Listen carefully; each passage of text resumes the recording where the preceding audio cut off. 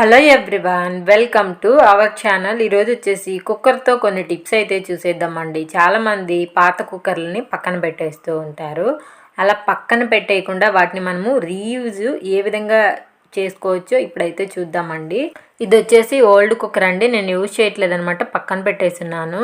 ఈ కుక్కర్లో పచ్చి టమోటాలు ఉన్నాయండి ఇంట్లో. ఇవి పండట్లేదన్నమాట, క్లైమేట్ బాగా కూల్గా ఉందని చెప్పి ఇలా కుక్కర్లో పెట్టేసి మనము ఒక 1 డే కానీ 2 డేస్ కానీ అలా వదిలేసాం అనుకోండి, టమోటాలు మనకి తొందరగా పండిపోతాయి అన్నమాట. చూడండి ఎంత రెడ్గా టమోటాస్ అనేటివి వచ్చేసాయో. ఈ విధంగా కూడా మనము ట్రై చేయొచ్చు అనమాట, చాలా బాగా యూజ్ అవుతుంది. మరొక టిప్ అండి, ఇంట్లో మనము ఒక్కొక్కరైతే రోజు 4-5 సార్లు కూడా కాఫీ టీలు అనేటివి చేస్తూ ఉంటారు. ఇలా చేయగానే అలా గ్లాస్లో పోసుకొని ఇలా ఏదో ఒక పని మీద వెళ్ళగానే ఆ టీయో కాఫీయో చల్లబడిపోతుందండి. అలా చల్లబడిపోయిన టీ కానీ కాఫీ కానీ టేస్ట్లెస్గా ఉంటుందన్నమాట. అలాంటప్పుడు ఈ విధంగా కుక్కర్లో పెట్టేసి క్లోజ్ చేసేసారనుకోండి, మనకి చాలాసేపటి వరకు కాఫీ కానీ టీ కానీ వేడిగానే ఉంటుందన్నమాట. ఎవరైనా ఇంటికి చుట్టాలు వస్తున్నారు అనుకున్నప్పుడు గాబరాగా చేయకుండా ఈ విధంగా ముందే కూడా మనం చేసి ఇలా పెట్టుకున్నాం అనుకోండి, మనకి బాగా యూజ్ అవుతుంది. ట్రై చేయండి ఫ్లాస్క్ లేని వాళ్ళు ఈ విధంగా. మరొక టిప్ వచ్చేసండి, మనము పెరుగు తోడు పెట్టినప్పుడు పెరుగు అయితే తోడుకోదండి. ఎందుకు అంటే ఒక్కొక్కసారి క్లైమేట్ అనేది చాలా కూల్గా ఉంటుందన్నమాట. అలా కూల్గా ఉన్నప్పుడు మనకి పెరుగు అనేది తోడుకోదు. అలాంటప్పుడు ఒక క్యారీలోకి పాలు కొంచెము పెరుగు వేసేసి స్పూన్తో బాగా మిక్స్ చేసేసేయండి. మిక్స్ చేసుకున్న తర్వాత దానిపైన అల్యూమినియం ఫాయిల్ పేపర్ పెట్టేసి ఇంకా మళ్ళీ మనము ఆ క్యారీకి అయితే మూత పెట్టేసి ఈ విధంగా కుక్కర్లో కానీ పెట్టుకున్నాం అనుకోండి, మనకి చాలా గడ్డగా పెరుగు అనేది పేరుకుంటుంది అనమాట. వేడిగా ఉంటుంది కదండి, గాలి అనేది లోపలికే వెళ్ళదు కదా కుక్కర్లోకి. ఈ విధంగా చేయడం వల్ల పెరుగు అనేది బాగా తోడుకుంటుంది అనమాట.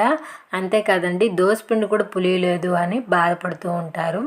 అలాంటప్పుడు కూడా మనము కుక్కర్లో కానీ వేసి పెట్టేసామనుకోండి, మనకి చాలా బాగా దోసపిండి అనేది పులుస్తుంది అనమాట. ట్రై చేయండి, ఈ టిప్ కూడా చాలా బాగా యూజ్ అవుతుంది. మరొక టిప్ అండి, కుక్కర్లో కొంచెం నీళ్ళు అయితే వేసుకోవాలి. వేసుకున్న తర్వాత మన ఇంట్లో రోల్ ఉంటుంది కదండి, ఆ చిన్న రోల్ అనేది ఉంటుంది కదా, ఆ దంచేదైనా పెట్టుకోవచ్చు, లేకపోతే కింద రోల్ ఉంటుంది కదా అదైనా కుక్కర్లో అయితే పెట్టేసుకోవచ్చు అనమాట.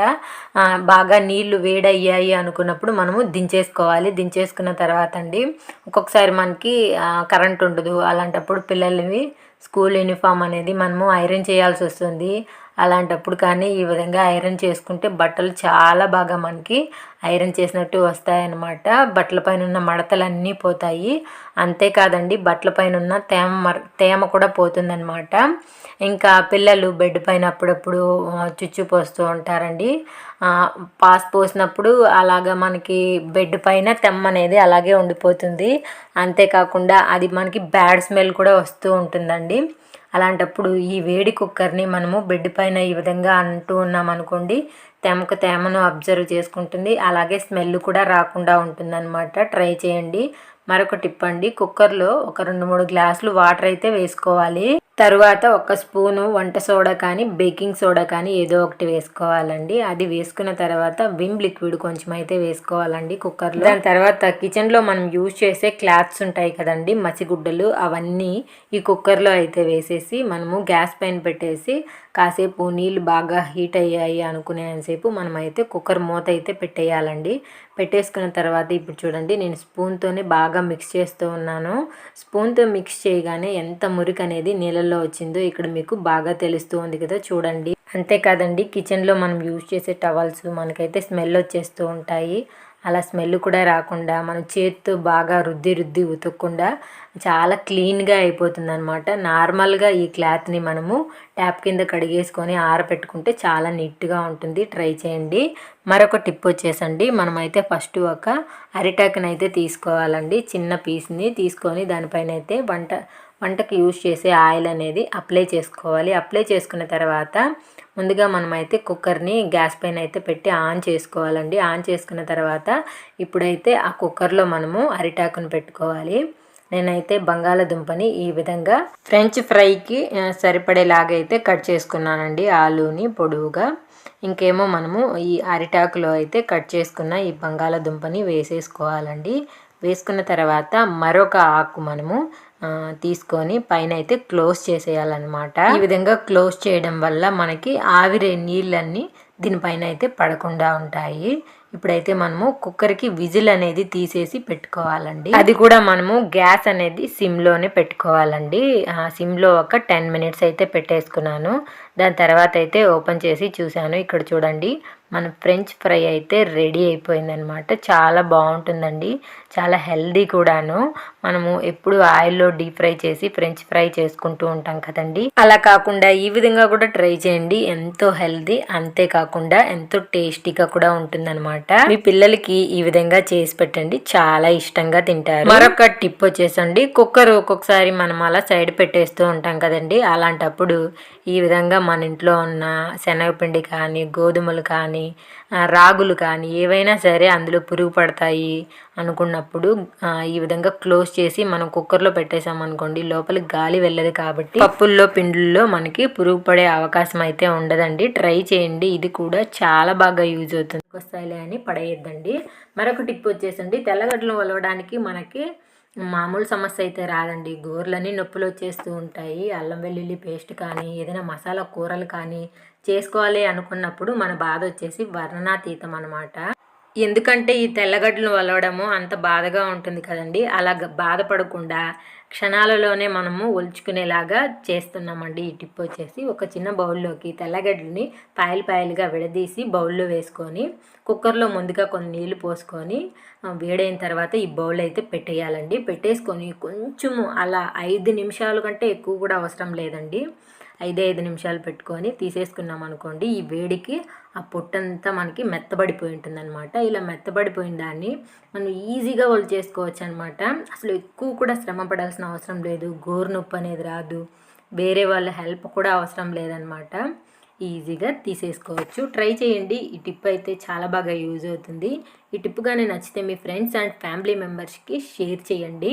ఈ టిప్ ఉపయోగించి మనకి ఎన్ని తెల్లగడ్డలు ఒలుచుకోవాలో అన్ని ఈజీగా ఒలుచుకోవచ్చండి. ట్రై చేయండి. మనమైతే అప్పలాలు ఇంకా పానీపూరి చేసుకునేటప్పుడు ఆయిల్లో డీప్ ఫ్రై చేస్తూ ఉంటాం కదండి, మనము డీప్ ఫ్రై అనే మాట లేకుండా ఆయిల్ యూజ్ చేయకుండా ఏ విధంగా మనము పానీపూరీలు ఇంకా అప్పలాలు పేల్చుకోవచ్చో ఇప్పుడైతే చూద్దాము. ఫస్ట్ అయితే ఒక కడాయిలో కొద్దిగా సాల్ట్ వేసుకోవాలండి. సాల్ట్ వేసుకున్న తర్వాత మనము అప్పలాలు ఇంకా ఇలా పానీపూరి రెడీమేడ్గా మనకు దొరుకుతాయి కదండి, అవి ఈ విధంగా మనము ఈ వేడైన సాల్ట్లో అయితే వేసుకొని వేయించుకోవాలండి.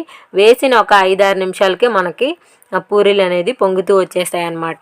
ఈ విధంగా చేసుకున్నాం అనుకోండి, ఆయిల్ తినని వాళ్ళకి ఇదైతే బాగా యూజ్ అవుతుందండి. చాలామంది ఆయిల్ తినకుండా డైట్ చేస్తూ ఉంటారు కదా, వాళ్ళకైతే ఇది 100% బాగా వర్కౌట్ అవుతుందండి. ఇంకా కొంతమందికి ఆయిల్ ఫుడ్ తినకూడదని, అంటే హెల్త్ ప్రాబ్లమ్స్ వల్ల ఆయిల్ ఫుడ్ తినకుండా మానేస్తూ ఉంటారు, వాళ్ళైతే ఈ విధంగా ట్రై చేయొచ్చు అనమాట. మనము ఇదే విధంగా అయితే ఇప్పుడు మనము ఈ పూరీలు తీసేసుకున్న తర్వాత ఇందులో అయితే మనము శనగలు కూడా వేసుకొని శనగలు కూడా వేయించుకోవచ్చండి. శనగలు కూడా బాగా పేలుతూ వస్తాయి అన్నమాట. ఇంకా మనకైతే 100% ఆయిల్ ఫ్రీ అండి ఇలా చేసుకోవడం వలన. ఇంకా కొంతమంది అనుకుంటారు మనకి సాల్ట్ వేస్ట్ అయిపోతుందేమో ఇలా చేస్తే అని. సాల్ట్ ఏమీ ఎక్కువ బ్లాక్నెస్ అయితే అయిపోదండి. మనము మళ్ళీ ఈ సాల్ట్ని అయితే వంటకు యూస్ చేసుకోవచ్చు, ఎలాంటి ప్రాబ్లం అయితే ఉండదు. ఇప్పుడు చూడండి శనగలు ఎంత బాగా వేగిపోయాయో. వేగిపోయిన తర్వాత మనము ఇలాంటి గరిటెతో అయితే ఈ విధంగా వీడియోలో చూపిస్తున్నట్టు చేసామనుకోండి, సాల్ట్ అంతా మళ్ళీ మనకి కడాయిలో అయితే పడిపోతుంది అనమాట. ఇప్పుడైతే మనము ఈజీగా అన్నీ ఇదే విధంగా తీసేసుకోవచ్చండి శనగలు. ఇప్పుడైతే మనం చేసిన పానీపూరీలు చూడండి ఎంత బాగా ఉబ్బుతూ వచ్చాయో. మనకు ఆయిల్లో కూడా ఎంత పర్ఫెక్ట్గా రావండి, చూడండి ఎంత బాగా వచ్చాయో. ఇంకైతే శనగలు కూడా అన్నీ పర్ఫెక్ట్గా వేగాయి కూడాను. తినడానికైతే ఈవినింగ్ స్నాక్ టైంలో ఇలా చేసుకోండి, బాగుంటాయి అన్నమాట. ఐ హోప్ ఈ టిప్ కానీ మీకు నచ్చినట్టయితే ఒకసారి అయితే ట్రై చేయండి, అందరికీ బాగా యూజ్. మరొక టిప్ వచ్చేసండి, మనము రాత్రి టైంలో చపాతీ పిండిని కలిపేసి ఫ్రిడ్జ్లో పెట్టేసుకుంటూ ఉంటాం కదండి. అలా ఫ్రిడ్జ్లో పెట్టేసుకోవడం వల్ల మార్నింగ్ తీసి గబగబా మనం చపాతీలు చేయాలి అనుకుంటే ఆ పిండి చాలా టైట్గా ఉంటుందండి. అలా టైట్గా ఉన్నప్పుడు మనము చపాతీలు చేయలేమన్నమాట. చపాతీలు కూడా చాలా గట్టిగా వస్తాయి. అలాంటప్పుడు కుక్కర్లో కొన్ని నీళ్లు వేసుకొని అండి ఒక 2-3 నిమిషాలు మూత పెట్టేసుకుంటే మనకి చపాతీ పిండి అనేది చాలా మెత్తగా అయిపోతుంది అనమాట. మనము ఎక్కువ సేపులు కూడా పెట్టాల్సిన అవసరం లేదండి. ఒక 2-3 నిమిషాలు పెడితే సరిపోతుంది. చపాతీ పిండి ఇంకా మెత్తగా అయిపోతుంది అనమాట. ఇప్పుడు నేను మీకు చపాతీ పిండిని చూపిస్తాను చూడండి, ఎంత సాఫ్ట్గా అయి ఉంటుందో. ఐ హోప్ ఈ వీడియో మీకు నచ్చింది అనుకుంటున్నాను. నచ్చితే లైక్ చేయండి, షేర్ చేయండి. Thank you for watching.